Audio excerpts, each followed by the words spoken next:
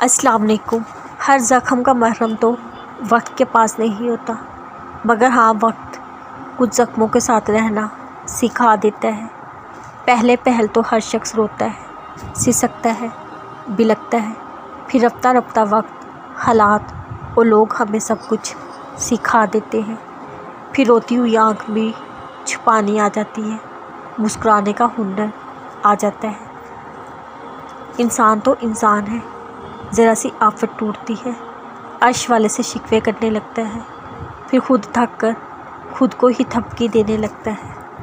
کتنا مختصر ہے یہ زندگی کا قصہ، جب یہ جان جاتا ہے ہر خواہش سے خالی ہو کر نڈر ہو جاتا ہے۔ پھر وہ وقت آتا ہے، غم بھی زندگی کا حصہ رہتے ہیں، انسان بھی اس کے ساتھ رہنے کا عادی ہو جاتا ہے۔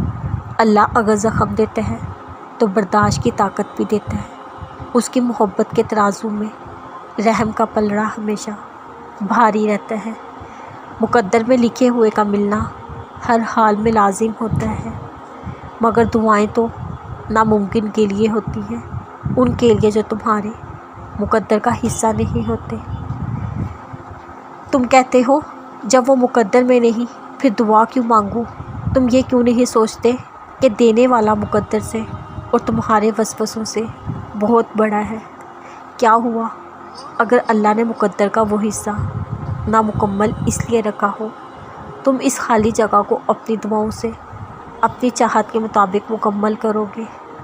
کیا ہوا اگر وہ صرف ایک دعا کی، صرف ایک سجدے کی بات ہو جس کے لیے تم اتنا تڑپ رہے ہو؟ کیا ہوا اگر وہی تمہارا نصیب ہو جس پر تم ہمت ہار بیٹھے ہو؟ صبر سے گزار کر وہ تمہارے یقین کا امتحان لیتا ہے، وہ تمہیں سزا نہیں دیتا، وہ تو بس تمہیں اپنے قریب لانے کے لیے آزماتا ہے۔ یوں وہ تمہیں اس مقام تک لے آتا ہے جہاں دعائیں منہ سے نکلتی ہیں اور قبول ہو جاتی ہیں۔ پھر وہ تمہیں اتنا صبر، اتنی ہمت دے دیتا ہے، تم اس کے کون تک پہنچ جاتے ہو۔ وہ چاہتا تو تخلیق کرتے ہوئے ہمارے ماتھے پر لکھ دیتا یہ شخص اچھا ہے، یہ برا ہے، مگر جانتے ہو وہ ایسا کیوں نہیں کرتا؟ وہ کسی کو بھی برا یا اچھا نہیں بناتا، وہ اس کا فیصلہ ہم پہ چھوڑ دیتا ہے کون سی راہ اختیار کرنی ہے۔ پھر روز ہمیں توبہ کی مہلت دیتا ہے، روز ہمیں ایک نیا موقع دیتا ہے، کیونکہ وہ جانتا ہے کوئی بھی ہمیشہ ایک سا نہیں رہتا، اس لیے وہ دنیا کی نگاہ سے ہمیں نہیں دیکھتا، وہ یہ نہیں دیکھتا کون اچھا ہے۔